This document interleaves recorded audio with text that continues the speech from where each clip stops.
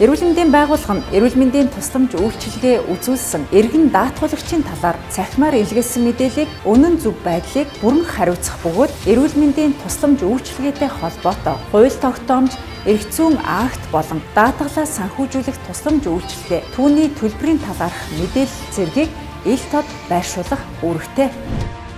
Эрүүл мэндийн байгууллага нь эргэн даатгуулагчийн эрүүл мэндийн болон тусламж үйлчилгээний мэдээллийн нууцлалыг шаналан хадгалах үүрэгтэй. Эрүүл мэндийн байгууллага нь эмнэлгийн яаралтай түргэн тусламж болон халдвар өвчний онцлогоо эмчилгээг үзүүлэхдээ даатгуулагчийн эрүүл мэндийн даатгалын шимтгэлээ төлсөн хэсгээс үл хамааран үйлчилнэ.